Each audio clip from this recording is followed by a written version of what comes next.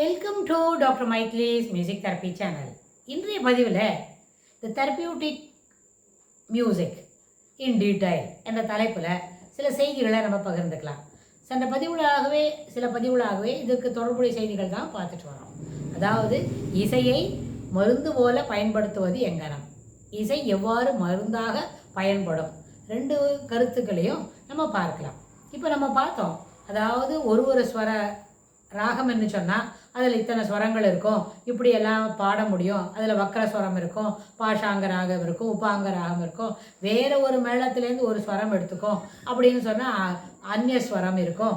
அப்படின்லாம் நம்ம அதெல்லாம் மியூசிக்கோட தியரிட்டிக்கல் ஆஸ்பெக்ட்ஸ் எப்படிலாம் இருக்குன்னு. ஆனால் அது தியரியை தவிர முழுக்க அதை நம்ம என்ன பண்ணணும், ப்ராக்டிக்கல் ஆஸ்பெக்ட்ஸில் அதை பாடியோ வாசித்தோ தான் காமிக்கணும். இது எப்படி ஒரு சின்ன ஸ்மால் ட்ரைவியல் திங்ஸ் சொல்ல முடியும்னு கேட்டால், எப்போவுமே இனிப்பு சர்க்கரை இருக்குது, அது எப்படி திதிக்கும், இப்படியெல்லாம் ப்ரிப்பேர் பண்ணுறாங்க. அந்த கரும்பை கொண்டு வந்து சுத்தமாக அலம்பி அதை சக்கையாக எடுத்து அதுக்குள்ளே ஜூஸை பிழிஞ்சு அதை அப்படியே இது பண்ணி வச்சு அப்படின்னு அந்த ப்ராசஸ்லாம் சொல்கிறாங்க. இப்படி சர்க்கரை எப்படி இருக்கும்னு கேட்டால், சர்க்கரை இப்படி தான் இருக்கும்னு சொல்லணுமே தவிர, அது கரும்பு பயிர் பண்ணுறதுலேருந்து சொன்னால் எப்படி ஒரு லம்பி ரூட்டு, it is quite unnecessary to speak about it, இப்போ அதை பற்றி சொல்ல வேண்டாம் அப்படின்னு. அது கூட திதிப்பாக எப்படி இருக்குன்னு கூட சொல்ல வேண்டாம், அதனோட டேஸ்ட் என்ன இருக்குன்னு. அதுக்கு காட்டிலும் ஒரு பவுலில் கொஞ்சம் போகிற சர்க்கரை எடுத்து வச்சுக்கிட்டு யாரெல்லாம் கேட்குறாங்களோ ஆளுக்கு ஒரு 5 கிராம்ஸ்க்கு குறைவாக ஒரு ஸ்பூன் சர்க்கரையை சாப்பிட சொல்லிட்டா அவ்வளோதான், சர்க்கரை இனிப்பாக இருக்கும் அப்படின்றது நம்ம விதவுட் எனி டிஸ்கஷனாக, அதுக்கு ஒரு டிபேட்டு அதெல்லாம் இல்லாமையே அது சர்க்கரை இனிப்பாக இருக்கும்னு புரிஞ்சிடும். ஏன்னா ட்ரைவியல் திங்ஸ் அது எப்படி சாதாரண எளிமையாக எல்லாருக்கும் புரிய வைக்க முடியுமோ, அதுபோல் இசை தெரிஞ்ச இடத்துல இசை தெரிஞ்சவங்க ஒரு 50 பேர் இருக்கிறோம் இங்கே அப்படின்னா, நம்ம 50 பேருக்கும் இசை பற்றி நன்றாக தெரியும் என்று சொன்னால் அவங்களுக்கு அந்த நோட்டை மாத்திரம் வாசித்து இதுதான் இப்படி இருக்குது, இது மாதிரி இந்த ரோகத்தில் இதுதான் கிடைக்கும், இந்த ராகத்தை இப்படி தவறாக பாடக்கூடாது அப்படின்னு நம்ம பொதுவாக பேசினாலே அது போகும். That is sufficient. ஆமாம், yes true, it is I can identify.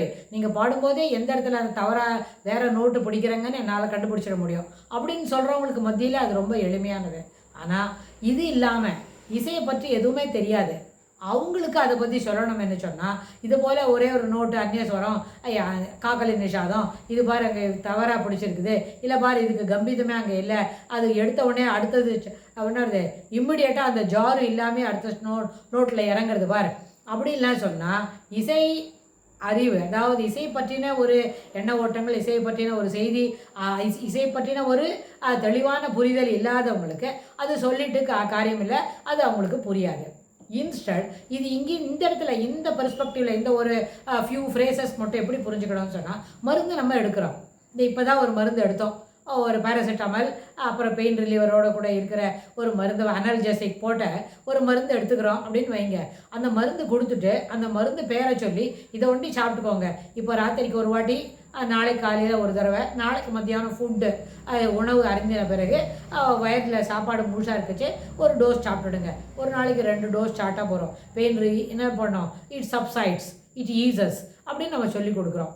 அது மாதிரி சொல்லும்பொழுது அந்த மருந்தோட பேரை சொல்லி கடையில் வாங்கிக்கோ சொல்லி சாப்பிட சொன்னாலே போதுமாக இருக்கும். இன்ஸ்டட் அது என்ன பண்ண வேண்டாம், அதில் என்ன காம்பனன்ட்ஸ் இருக்குதுன்னு அவங்களுக்கு சொல்லித்தரணும்னு அவசியம் இல்லை. ஏன்னா மருந்தில் இருக்கிற காம்பனன்ட்ஸ் அவ்வளோதான், அதை பயன்படுத்துங்கன்னு சொன்னால் போகிறோம். அதாவது ஒரு கேப்சூல் ஃபார்மில் we are giving the medicine. அதுபோல் இங்கேயும் இந்த ராகத்தை வாசித்து ஒரு கேப்சூல் ஃபார்மில் இந்த மாதிரி ஒரு 15 நிமிஷத்துக்கு அதை கேளுங்க, இந்த மாதிரி இத்தனை நேரத்துக்கு இந்த ஸ்டோர் பண்ணி கொடுத்துருக்கேன் இல்லையா, அந்த சிடியில் இருக்கிறத அப்படியே கேட்டுக்கோங்க அப்படின்னு சொல்லி நம்ம அவங்களுக்கு கேட்கறதுக்கு கேளு அப்படின்னு சொல்லி தொடர்ந்து யூ லிசன் இட் கண்டினியூஸ்லி ஒரு நாளைக்கு 3-4 டைம்ஸ் போட்டோம் பேக்ரவுண்டில் அப்படின்னு சொல்லி நம்ம கொடுத்தோமான, that does the difference, that makes that gives a needed effect, that gives a needed solace அப்படின்னு. ஒருத்தருக்கு ரொம்ப மனம் என்ன பண்ணுறது, தொடர்ந்து நேகிங் தாட் இருக்குது, நெகட்டிவ் தாட்ஸ் இருக்குது, தே ஃபீல் லிட்டில் பிட் என்ன ரொம்ப சேடாகவும் டிப்ரெஸ்டாகவும், that is unable to come out of their nagging thought process which is full of negatives அப்படின்னு சொன்னால், அவங்களுக்கு இருக்கிறதுக்கு அந்த நெகட்டிவ் தாட்ஸோட ஃப்ரீக்குவன்சியை குறைக்கிற மாதிரி சில செய்திகளை நம்ம வாசித்து, சில செய்திகள் என்று இங்கே சில நோட்டோட சக்ஸஸிவ் நோட்ஸு அதனோட ஃப்ரீக்குவன்சி எல்லாம் மாற்றாமல் நம்மளை வாசித்து கொடுத்தா அது அவங்களுக்கு நல்ல பயனுள்ளதாக இருக்கும். அது என்னதுன்னு சொல்லும்பொழுது அந்தந்த ராகத்தை யாருக்கு வாசித்து கொடுக்குறோமோ அவங்க கேட்டாலே அதுக்கு பயனுள்ளதாக அமையும். அதனால் தெரப்யூட்டிக் மியூசிக்னு சொல்லும்பொழுது இட் கேன் பி இண்டிவிஜுவலைஸ்ட். அதே சமயத்தில் அதுவே அது பொதுவாக ஒரு காமன் நோட்டில் இப்போ எப்படி ஜெனரிக் நேமில் சில மெடிசன்லாம் நம்ம வாங்கி பயன்படுத்துகிறோமோ அதுபோல் கூட ஜெனரிக் நேமில் பயன்படுத்துகிற மாதிரி இசையை நம்ம தயார் பண்ணி கொடுக்க முடியும். தட் இஸ் ஆல்சோ அவைலபிள் தான். நீங்கள் இந்த விஷயத்தை இந்த ஒரு 2-3 சென்டென்ஸ்க்கு பொருள் வாங்கணும்னு சொன்னால் என்னோடய வெப்சைட்டுக்கு டாக்டர் மைத்லீஸ் மியூசிக் தெரப்பி இருக்கே, அதில் emusictherapy.comல போனால் அங்கே சரி நிறைய ஒரு 15-20 சிடிக்கு மேலே இருக்குது. That is music therapy for particular ailment. அது வந்து ஜெனரலைஸ் பண்ணினா ஜெனரிக் நேம் போல் அந்த ஜெனரிக் டேர்மில் நீங்கள் அதை கேட்டு பயன்பெற முடியும். தட் டஸ் அது என்ன உங்களுக்கு தேவையோ அதை தந்துடும். யாருக்கு என்ன எயில்மெண்ட் இருக்கோ அந்த எயில்மெண்ட்டுக்கு தகுந்த மாதிரி இருக்கும்.